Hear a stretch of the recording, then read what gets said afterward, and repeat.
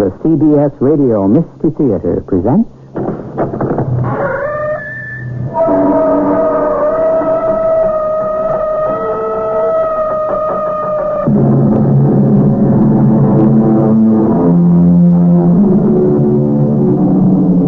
Come in. Welcome. I'm E.G. Marshall.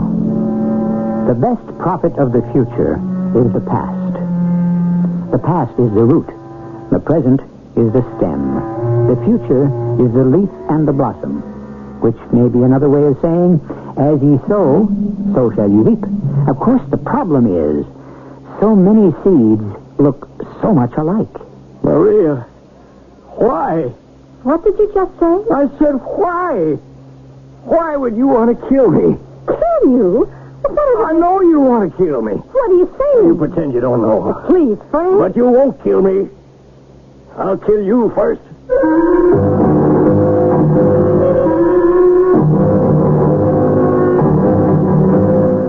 Our mystery drama, Miracle in Sharon City, was written especially for the Mystery Theater by Sam Dan and stars John Beal.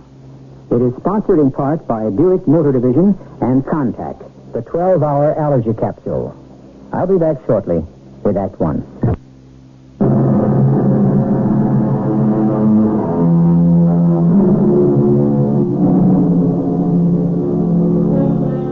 Beware, says the book, of false prophets, which come to you in sheep's clothing, but inwardly they are ravening wolves. Yes, and we should also be aware of the converse, the prophet, who comes to us in wolf's clothing, but inwardly is only a bleating sheep. Friends, let us begin this happy occasion by asking the Reverend Hurlbut for the blessing. Please rise. Dear Lord, we ask thy divine grace for all those who are gathered here. We offer our profound thanks for the blessings thou hast bestowed upon us. Surely we have gained favor in thy sight, and we shall strive to become a great city in thine hallowed kingdom. Amen. Amen. Amen. Thank you, Reverend. Friends, what an occasion. Has there ever been one like it in our entire history? And who do we have to thank for it? One man. We shall become a great city, a mighty city, and all because of the vision of Frank Spencer. Frank, I know you hate to make speeches, but you have to stand up here and take your bow. Thank you, Will, my friend. I know what this means to all of us, and I'm happy that I was able to play a part in making it happen. A part? Oh, Frank, you did it all. Oh, that was my job. That's why you elected me mayor. Friends, let me just say this. Driving back from Chicago this morning, I said to myself, we're going to become a new town. But I hope not too new. I hope we'll still be a place where everybody knows each other and likes each other. I guess you know what I mean. And now, since I have to open up the store at 7 o'clock tomorrow morning, I'm going to go home and get to bed.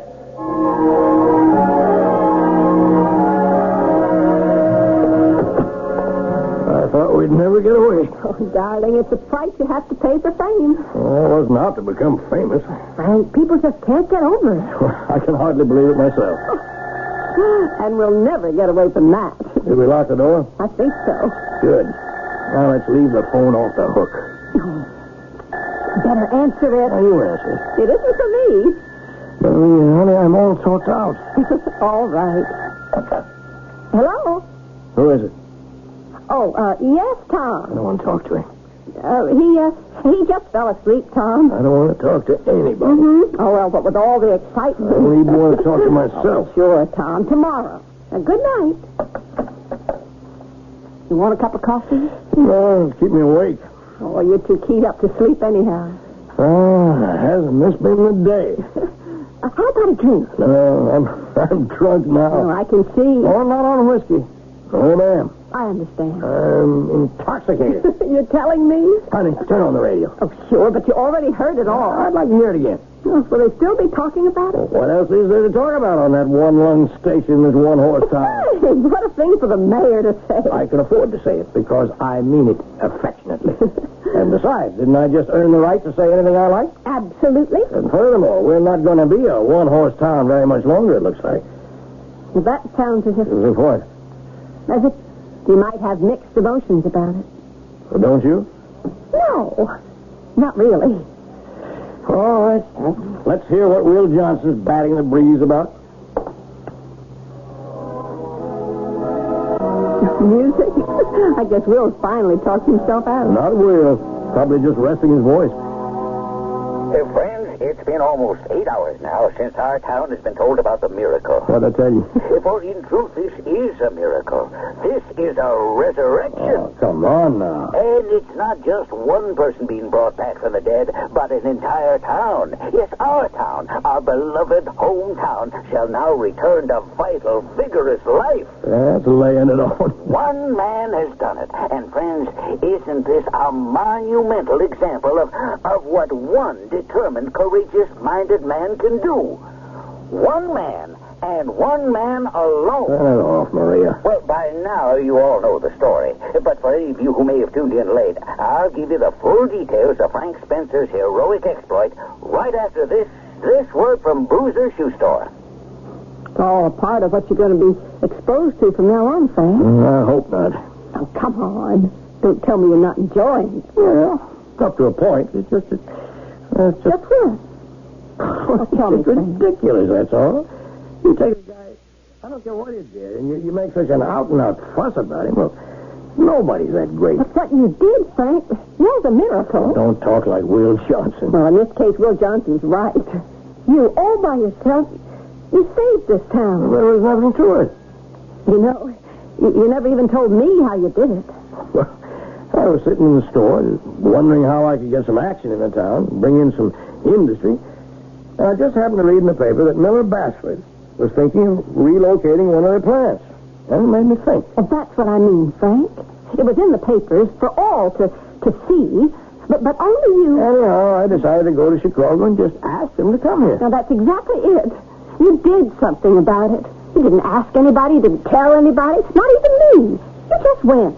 Oh, I didn't want to raise any false hopes. But it was such a magnificent idea. Oh, it was nothing, really. I just drove into Chicago, parked in the Miller Bassford building garage. Cost you $4 to park there, too. I'd like to own that concession, believe me. Frank, what you did. I walked in the lobby. It said, Executive Offices, 35th floor. Took the elevator. Said the red-headed receptionist. Pretty little girl she was, too.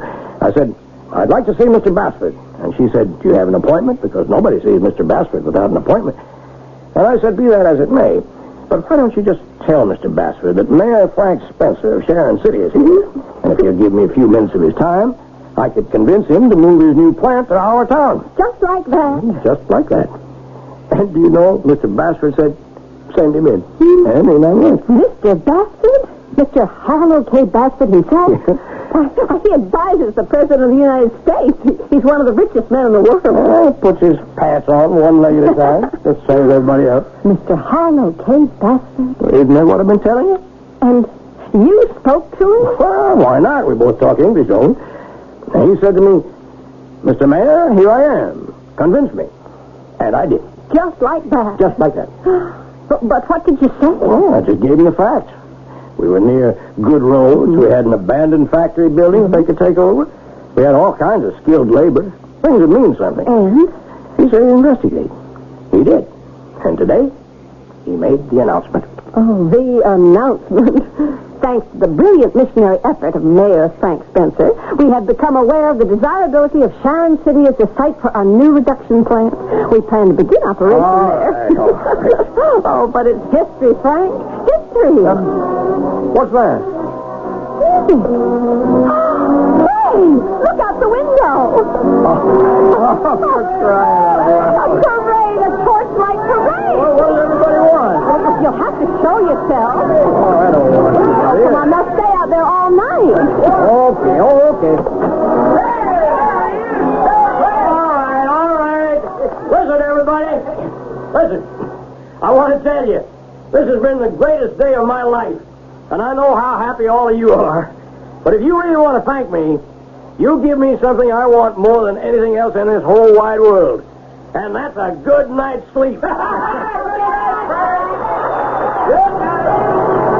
on inside, Maria.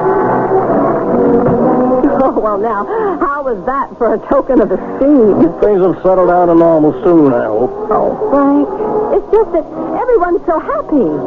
When the textile mill went bankrupt, it looked like the end of the world for this place. And it would have been, if not for you. Okay.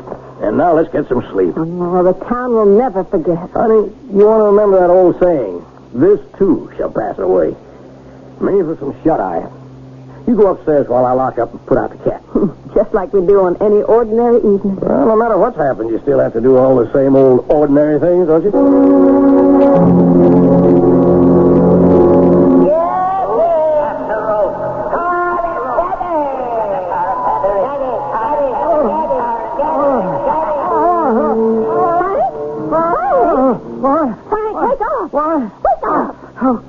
I'm up.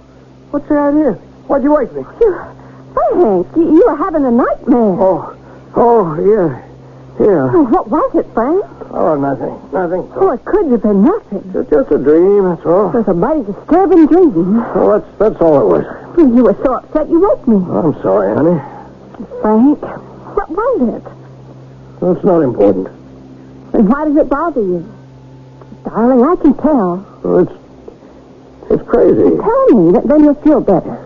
You won't believe it. Well, go ahead.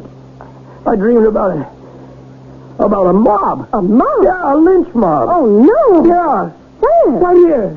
Here? Yes, Maria, here. In this town? Yes. Oh, that's impossible. Oh, why do you say that? Because nobody here would Well, maybe it wasn't exactly a lynching, but maybe they were just out to tar and feather. Well, that's better. Not much better, but something. Well, they were angry, violent, and they were after this guy in the worst way. Well, which guy, Frank? Well, as near as I could figure it out, it was me. There you go. It may have been a dream, but even so, you know the way things can change in almost the blink of an eye. The day is warm, the sky is a bright and brilliant electric blue, and suddenly the dark cloud, the burst of thunder, and the full fury of the storm. We'll get a great deal of that in Act 2, which shall explode here shortly.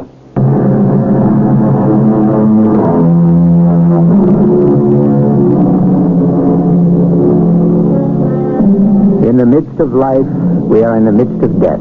In the midst of joy, we are in sorrow. In the midst of victory, we are in defeat.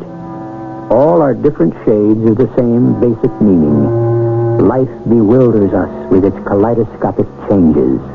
At peace with himself is that man who is never taken by surprise. You? Yes, Maria. They were out to get me. But that... You were going to say impossible, weren't you? Yes. Nothing is impossible in a dream. Oh, Frank, even the wildest, weirdest nightmare follows a kind of logic. A crazy logic, but logic. Maybe. And a mob? Were they from this town? Yes, I recognized every one of them. Leading the pack was Will Johnson. Will Johnson? Yeah, and Tom Stander, Ed Morris. Your best friend? Oh, no, not even in a dream. Well, there it was. But you're a hero. You've become, it may sound like blasphemy, but you're practically an idol. Why?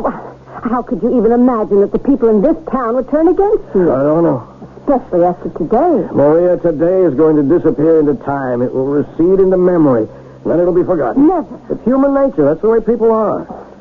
I cannot conceive of any set of circumstances which would make anyone in this town want to hurt you in any way whatsoever. I hope not. I hope not. And now I better get some sleep. I still have to go to work in the morning.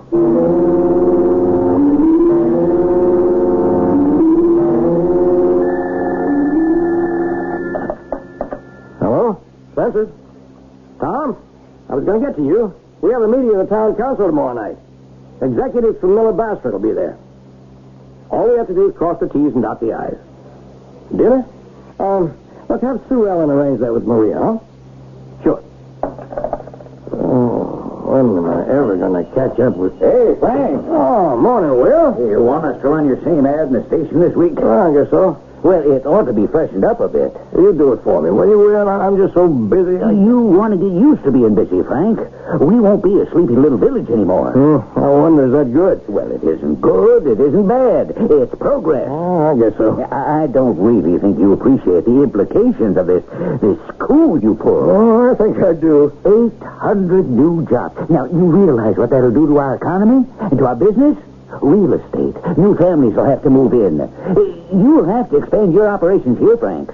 So will all the other merchants. I guess so. Listen, I want to interview you on the station today. Can't you make it tomorrow? I got a whole stack of prescriptions I have to get at. Well, you might think of hiring another pharmacist to help you out. I don't know. I like to give all my customers the personal touch. I know what you mean.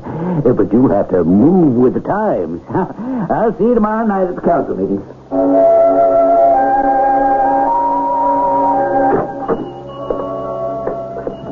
You must be Mayor Spencer. That's me. They said I'd find you in your drugstore. You found me. Yeah, I must talk with you. Well, we're talking. My name is Elwood Starbright. What can I do for you, Mr. Starbright? It's more than doing something for me. It's a matter of doing something for yourself and for the entire town of Sharon City. Okay, what? The proposed Miller Basford plant. It's become more than the proposed plant. It's now the actual plant. No, Mr. Mayor. No. That plant, it must not be permitted to come here. What are you saying? You must prevent it from coming. What? You must do everything in your power. I'm giving you fair warning. Don't let it come here. Why are you saying this? It'll poison the town. Poison? Believe me. How will it poison the town? Oh, Mr. Mayor. Give me some facts. Facts? Yes, facts. I didn't go looking for a dirty factory. I was careful to choose an operation that was absolutely clean from an environmental point of view. After all, I have to live in this town. Well, that's why I'm talking to you. But you're not saying anything. Nothing from that plant will poison the air or pollute the water. But it will do worse. It'll degrade the people. Degrade? Morality will deteriorate. Oh, what you're saying is that we'll lose the small town virtue. I'm aware of that myself. Ah, you're a fool. Probably. But you'll have to excuse me. I'm not talking in the sense of pure ethics. This is chemistry. I still don't know. In the reduction process of this particular Miller Basford product, you get a chemical called amphoran. Never heard of it. Of course, I'm not an expert. It's an odorless, colorless vapor. It's released into the air. Prolonged exposure brings out... it brings out, if I can state it simply, the worst in people. I still don't understand. People lose inhibitions. They become violent, even homicidal. This entire town, after a while, 10, maybe even 5 years, could suddenly lose control of itself. Now, aren't you just... You could have an orgy of violence, murder, unbridled destruction. People on the streets in their homes turning on each other for no reason, no motive. How do you know that? I worked for Miller Basford. I was chief of research. I tested amphoran on laboratory animals. Well, that doesn't... That doesn't what? Prove anything. I introduced amphoran into a hutch of rabbits. Rabbits, mind you. Within a month, the rabbits were transformed into savage, murderous creatures. Yes, but that was... They killed each other off. I told Mr. Basford and the board of directors that we need a new reducing process, but they said it'd be too expensive. And so I resigned. But I have the facts. Amphoran can turn people into psychotic killers. That's why you must not allow this plant to locate here.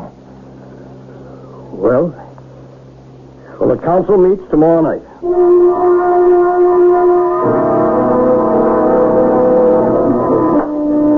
Meeting's called to order.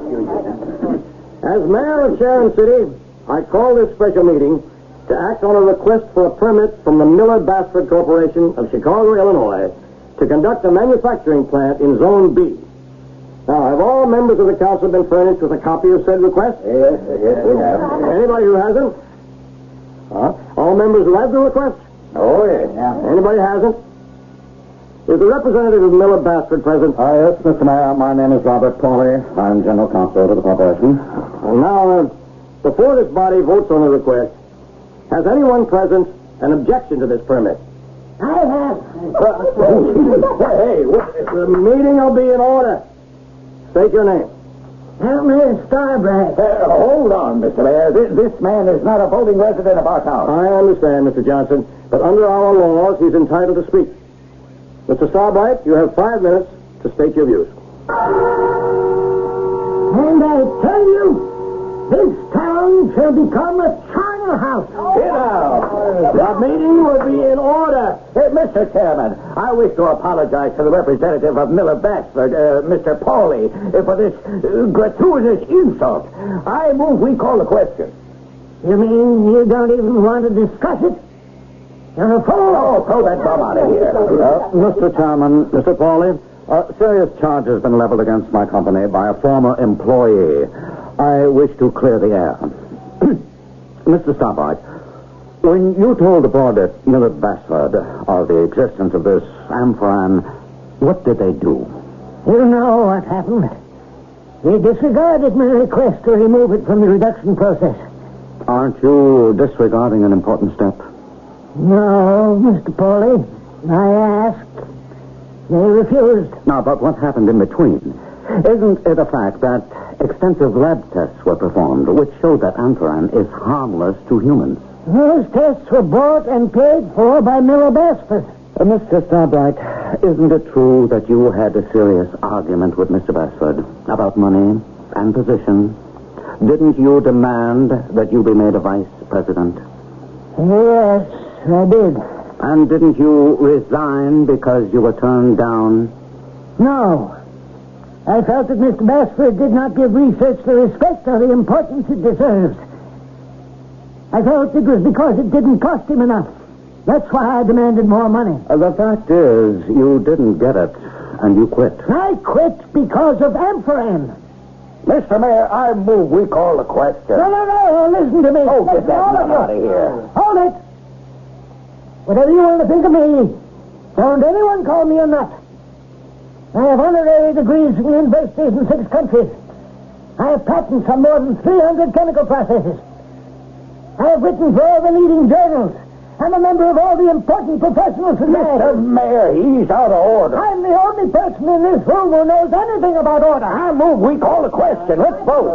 Come on. The meeting will be in order. Mr. Mayor, can we vote on the permit? Yes. That's the issue. Yes, I understand that. Well, then what's the problem? Our problem, Will, is the matter of the record. Record? What record? The record will show that an objection to the permit was raised by a... Raised by a nut. It was raised by a man who happens to be, whatever you want to think of him, he happens to be an important and distinguished chemist. Oh, come on, Frank. What if there should be something to what he says? Well, Frank, are you crazy? Will, and the rest of you, can we afford to take a chance? Even if it's 1 in a million. Frank, we'll get you off the hook. Just call the question. We'll vote. Oh, well, I won't do that. In that case, why, we can just vote you down. Yes, you can, but not now.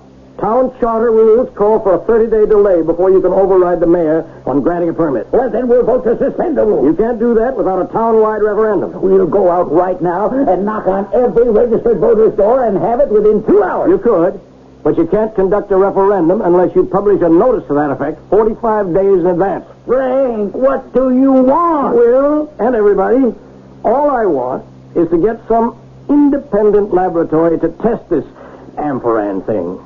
And just give us an opinion. How long can that take? A couple of days? Is that too much to ask? No, Frank. Mr. Pauley here has come down representing Miller Bassford.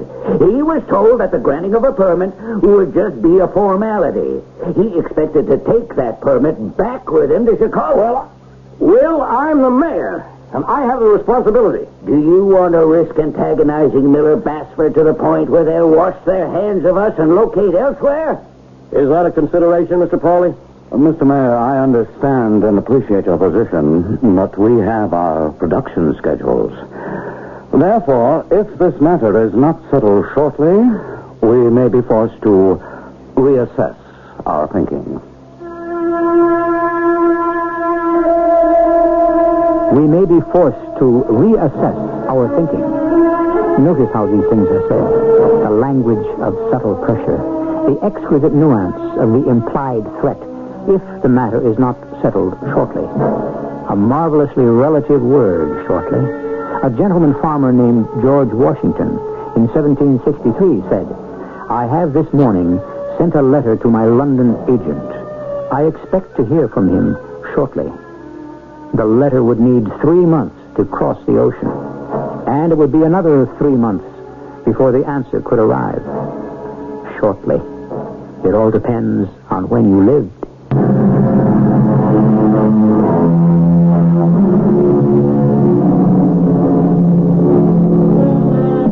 Laugh, and the world laughs with you. Weep, and you weep alone. And what is the moral? The world has little patience for people with problems, and it gives short shrift to those who persist in rocking the boat, even if it's the only way to alert people that the craft is sinking.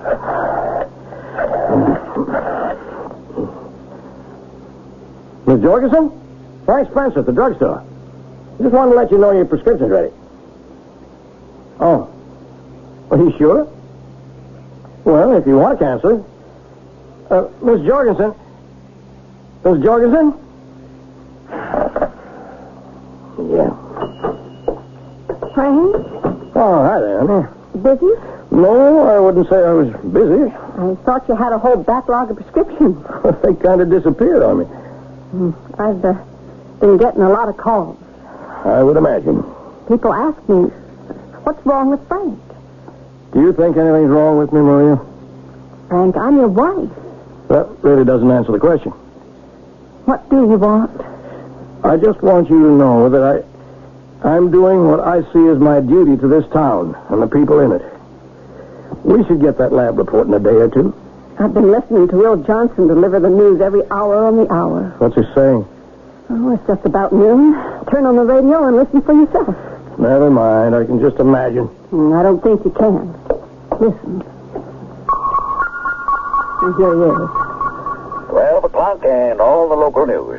The only important news is still this absolutely mysterious intransigence on the part of Mayor Frank Spencer to okay the Miller-Bassford plant. The town is absolutely up in arms, as Spencer is obviously using a flimsy technicality to delay approval. Flimsy Is Frank technicality. Spencer out to destroy this town? This town that's been so good to him? Anymore. Let Frank Spencer know that this town will not tolerate his insufferable arrogance. If you won't, I will. Tell him in no uncertain...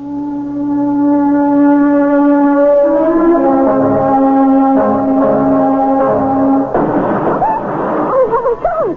Frank? Wake up! I'm up. I heard it. What was it? I guess somebody threw a brick through the window. What? It sounded like the living room window downstairs. Frank, what are you going to do? What do you want me to do? Oh, sign the permit. I'm not letting anybody scare me, Maria. I said I would wait for the lab report. You want to wait until somebody burns down the house? Do you believe that could happen? Of course I believe it. I guess you do. And yet just a couple of nights ago, I had that dream, that nightmare, whatever you want to call it. Please, Frank. Oh, face it now. Remember what you said? I do.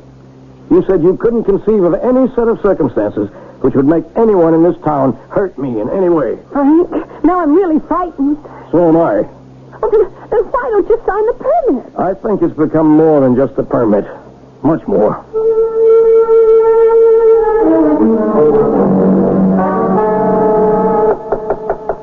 Come in.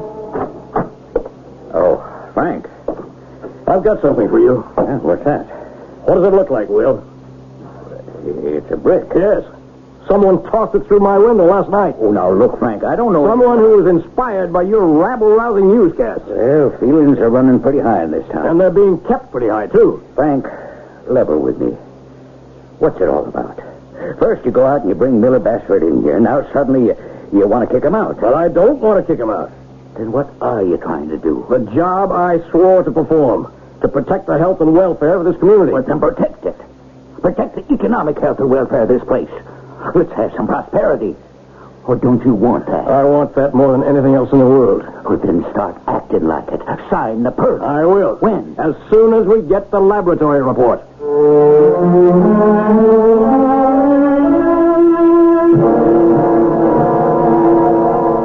Frank, Maria asked me to come by. Hello, Reverend. You didn't come to see me, so I came to see you. Well, I'm glad you're here. About the Miller-Basford permit. Well, don't tell me you want me to sign it, too.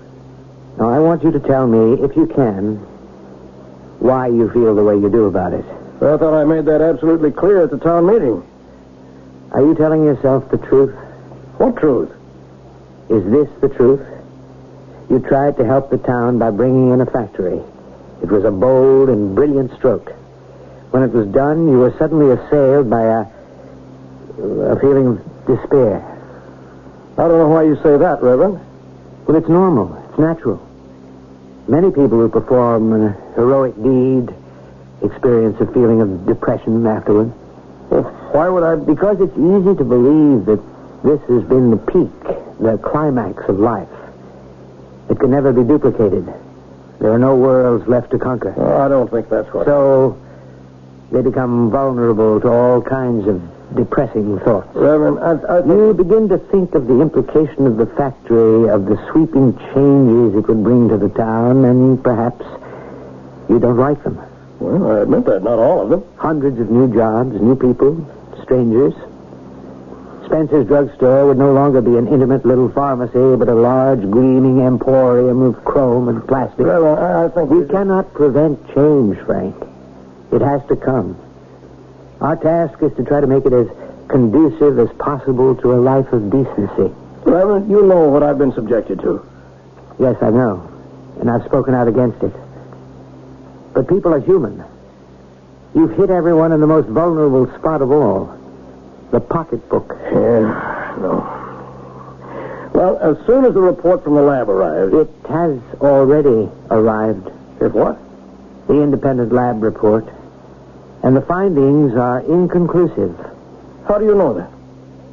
It's all over town. But no one had the right to examine that report until I It was addressed to the municipality of Sharon City. The town clerk had the right to open it. Inconclusive? What does that mean? It means there is no evidence that amphoran is harmful to human beings.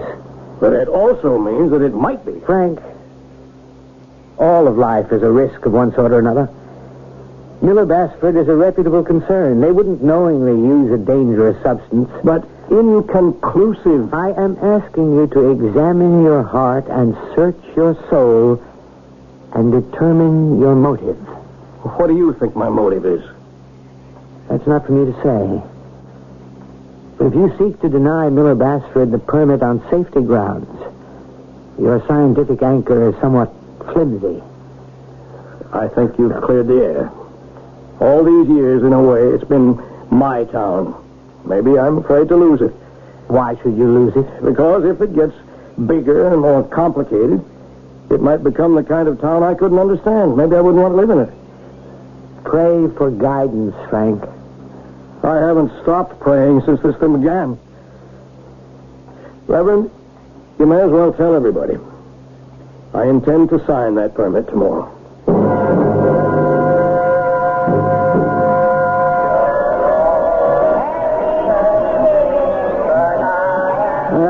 Happy New Year, everybody. Happy New Year. What's wrong? No. Frank, wake up. Frank. What? You're having a nightmare again. What was it? We were at a New Year's Eve party, I think. Oh, that should be a happy occasion.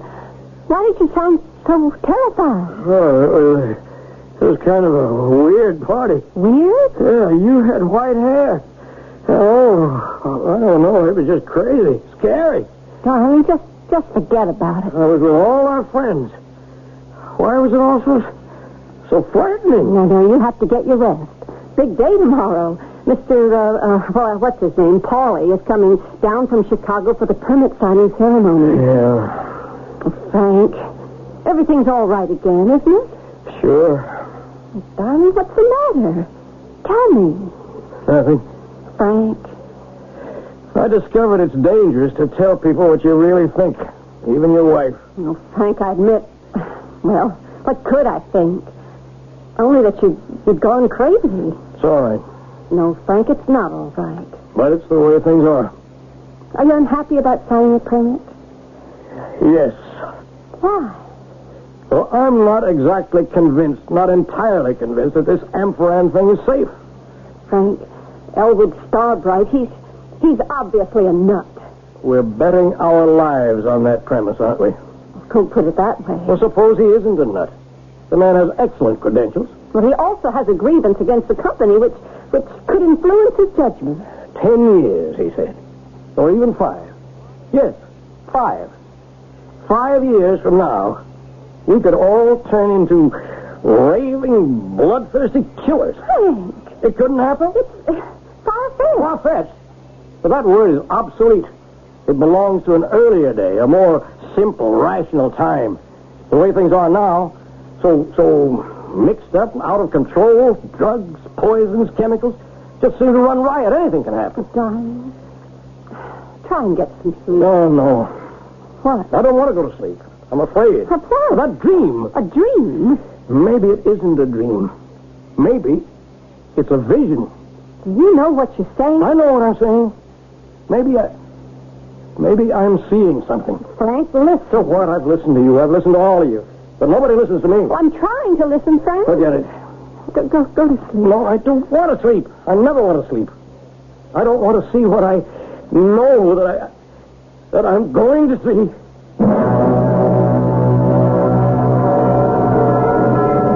Happy New Year, darling. Happy New Year. Oh, 1984 is going to be the best year yet.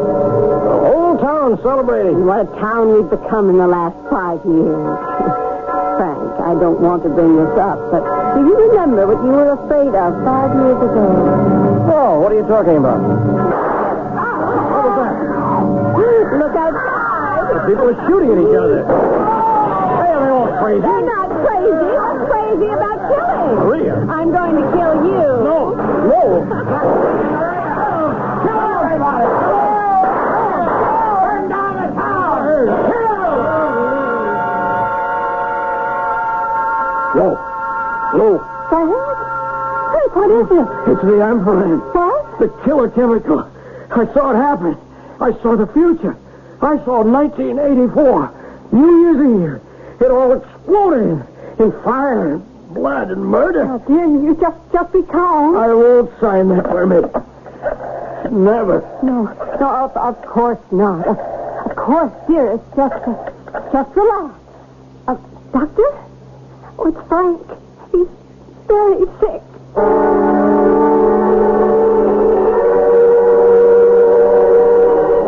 Darling, the doctor says if you keep calm, you can be out of here in a week. Especially if you don't have any more of those nightmares. They're not nightmares. Don't you understand? They're visions of the future. You're becoming excited again. I understand the permit has been signed. I heard about it on the radio. And the mayor's Crazy. incapacitated. The charter calls for the chairman of the council. Will Johnson signed. Oh, Frank, everybody's rooting for you to get better and come back. Take your place again in the town. My place. Will you come back? Yes. I'll come back. Frank, that's wonderful. In about 5 years. Make it 6. Provided there's a town to come back to. Will there be a town to come back to? Can a little-known substance called Amphoran turn ordinary humans into homicidal maniacs? Well, we're like Mayor Frank Spencer. We'll wait 5 years and find out. But you'll only have to wait a few moments for my return.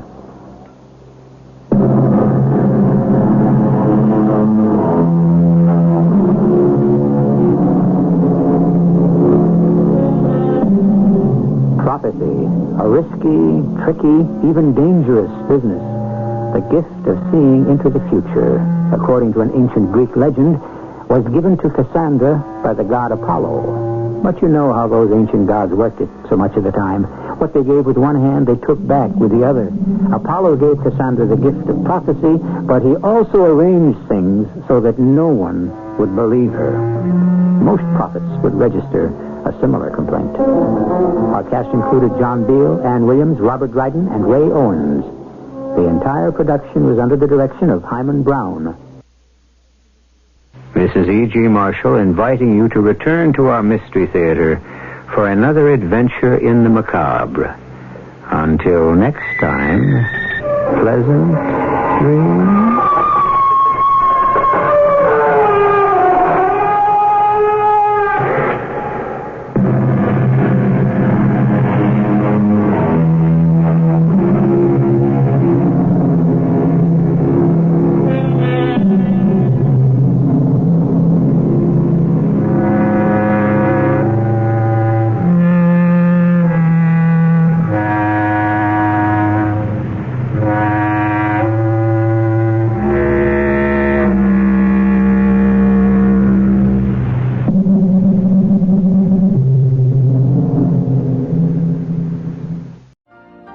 You've been listening to the OTR Gold Network.